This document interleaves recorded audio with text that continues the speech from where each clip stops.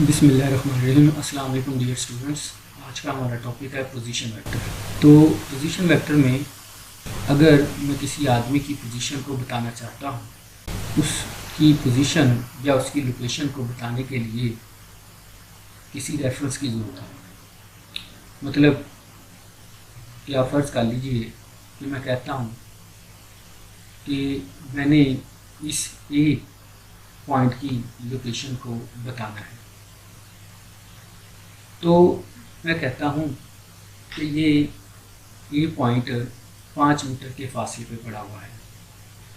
तो आप पूछेंगे सर ये ए पॉइंट का डिस्टेंस जो कि 5 मीटर है, ये आपसे 5 मीटर है या हमसे 5 मीटर दूर है। यानी मुझे ए की लोकेशन को बताने के लिए ओरिजिन को बताना पड़ता है। मैं एक कार्टेशियन कोऑर्डिनेट सिस्टम यहाँ पे लेता हूँ, और कार्टेशियन कोऑर्डिनेट सिस्टम आपको पता है ये एक्स वाई एक्सिस का सिस्टम है, यानी हॉरिजॉन्टल और वर्टिकल लाइंस जहाँ पर इंटरसेक्ट करती हैं हम उस पॉइंट को ओरिजिन मानते हैं। ए की पोजीशन को लोकेट करने के लिए हम एक लाइन को ए से ओरिजिन तक मिला देंगे। ये जो एरो है ये अब ए की लोकेशन को बताएगा और हम कहेंगे कि ये पोजीशन वेक्टर है ए का। अब पोजीशन वेक्टर को बताने के लिए पोजीशन वेक्टर की टेल को ओरिजिन पे रखा जाता है और उसके हेड को पॉइंट ए की पोजीशन की तरफ रखते हैं। तो अब ये हमारे पास जो पोजीशन वेक्टर ए का बना उसको हमने आर ए के नाम से रिप्रेजेंट किया। इसी तरीके से हम कहते हैं कि फिर वो आदमी थोड़ी देर के बाद हमें इस पॉइंट पे नज़र आता है, तो इस पॉइंट बी तक उस आदमी की लोकेशन को बताने के लिए हम एक और पोजीशन वेक्टर बनाएंगे, और वो भी हम बी से ओरिजिन तक एक लाइन के ज़रिए हम जब वेक्टर ड्रा करेंगे तो वो बी का पोजीशन वेक्टर होगा जिसको हम आर बी से रिप्रेजेंट करेंगे। अब इन दो पोजीशन के दरमियान जो डिफरेंस है, यानी difference between the two position is called displacement vector. और फिजिक्स में दो पोजीशन के दरमियान जो फ़र्क होता है, जो डिफरेंस होता है, उसको हम डिस्प्लेसमेंट वेक्टर का नाम देते हैं। अब हमसे ये कहा जाता है कि ये जो बी पॉइंट है जहाँ पर वो आदमी पहुँचा है, ओरिजिन से कितने फासले पर पड़ा है। तो हम इस बी पॉइंट की लोकेशन को हम एक्स वाई एक्सिस से भी बता सकते हैं। मतलब कि हम कहते हैं ओरिजिन से ये जो बी पॉइंट है ये x किलोमीटर दूर है, और ये y एक्सिस से y किलोमीटर दूर है।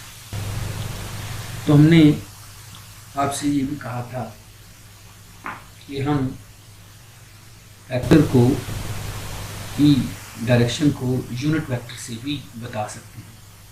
और यूनिट वेक्टर से बताने का तरीका क्या है कि अगर मैं आपसे कहता हूँ कि आप 3i चले, तो आपको पता है कि आपने 3 कदम एक्स एक्सिस की तरफ चलना है। फिर मैं आपसे कहता हूँ आप 5i चलें, तो आपको होता है कि आपको 5 कदम वाई एक्सिस की तरफ चलने हैं। तो इसी तरीके से हम यहाँ पर बी पॉइंट की लोकेशन को यूनिट वेक्टर से भी बता सकते हैं और एक्स वाई कोऑर्डिनेट से भी बता सकते हैं। तो हम कहते हैं कि ये बी पॉइंट की जो पोजीशन है वो एक्स एक्सिस से एक्स किलोमीटर दूर है और वाई एक्सिस से ये वाई किलोमीटर दूर है। अगर हमने ये यूनिट मिलीमीटर्स में लिए हैं तो हम कहेंगे ये ओरिजिन से x मिलीमीटर दूर है बी पॉइंट, और ये y एक्सिस से y मिलीमीटर दूर है। तो हमारे पास कुछ भी यूनिट हो हम उसी तरीके से, यानी उन्हीं यूनिट के लिहाज से हम इस बी पॉइंट की लोकेशन को बताएंगे। तो यहाँ पर आप देख रहे हैं कि यहाँ पर अब एक्स एक्सिस से ये हमारे पास जो इसका यूनिट बनेगा यूनिट वेक्टर वो एक्स आई यूनिट वेक्टर बनेगा, और वाई एक्सिस से इसका क्या बनेगा वाई जे यूनिट वेक्टर बनेगा। और अगर हम इस आर बी वेक्टर को रिप्रेजेंट करेंगे यूनिट वेक्टर के लिहाज से, तो हम लिखेंगे R B is equal to X I unit vector and plus Y J unit vector. इसी तरीके से जब हम ए पॉइंट की लोकेशन को यूनिट वेक्टर या एक्स वाई कोऑर्डिनेट से बताना चाहते हैं, तो हम कहेंगे कि ये जो हमारे पास ए पोजीशन है यानी ओरिजिन से x1 डिस्टेंस पर है और y एक्सिस से ये y1 के डिस्टेंस पर है, तो फिर ए के जो हमारे पास कोऑर्डिनेट्स बनेंगे वो x1 और y1 बनेंगे। तो ये असल में कोऑर्डिनेट्स ये वो हमारे पास डिस्टेंस है जो हम x एक्सिस से कवर करते हैं और y एक्सिस की तरफ कवर करते हैं। तो इसका जो पोजीशन वेक्टर हमारे पास बनेगा वो आर ए पोजीशन वेक्टर बनेगा।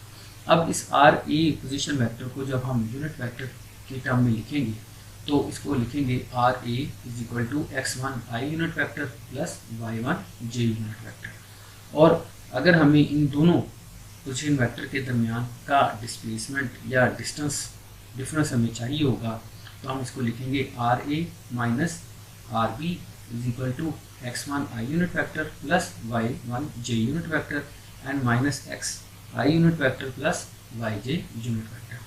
तो इसमें आप देखें कि हम क्या कर रहे हैं कि जो x1 है उसमें से x माइनस किया साथ आई यूनिट वेक्टर और इसी तरह से प्लस y1 माइनस y और जे यूनिट वेक्टर। तो इस तरह से हमारे पास जो डिस्प्लेसमेंट वेक्टर है वो ये आ जाएगा। अब आगे देखिए कि स्टूडेंट्स कि हमारे पास पोजीशन वेक्टर में क्या कहते हैं हम कि position vector R is a vector that describes the location of a point with respect to the origin। यानी कि जो पोजीशन वेक्टर r है वो एक वेक्टर की लोकेशन को डिस्क्राइब करता है with respect to the origin. यानी जब भी आपने किसी पॉइंट की लोकेशन को फाइंड करना होता है तो हमें ओरिजिन के लिहाज से बताना पड़ता है, ठीक है।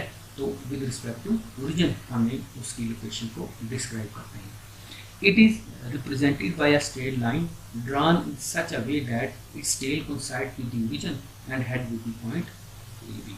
तो आप देख रहे हैं कि हमेशा जब आप पोजीशन वेक्टर को यानी रिप्रेजेंट करते हैं तो इसको हम एक स्ट्रेट लाइन के ज़रिए हम रिप्रेजेंट करते हैं, जिसमें उस स्ट्रेट लाइन की जो टेल है वो ओरिजिन पर होती है और उसका जो हेड है वो पॉइंट P की तरफ है। अब यहाँ पर हम अगर प्लेन में पोजीशन यानी पॉइंट P की पोजीशन को लोकेट कर रहे हैं तो x एक्सिस से हम a यूनिट चले हैं और y एक्सिस से हम b यूनिट चले हैं, तो P जो हमारे पास पॉइंट है उसके कोऑर्डिनेट्स हमारे पास क्या बन जाएंगे a b बन जाएंगे। और अगर हम इस r वेक्टर को यूनिट वेक्टर की फॉर्म में लिखें तो हम लिखेंगे r is equal to a i unit vector plus b j unit vector. और इस r वेक्टर की जो पोजीशन वेक्टर की जो हमारे पास मैग्नीट्यूड है वो बनेगी r is equal to square root a square plus b square बनेगी। इसी तरीके से अगर हमने पोजीशन वेक्टर को यानी अगर हम पॉइंट P को स्पेस के अंदर लोकेट कर रहे हैं तो P पॉइंट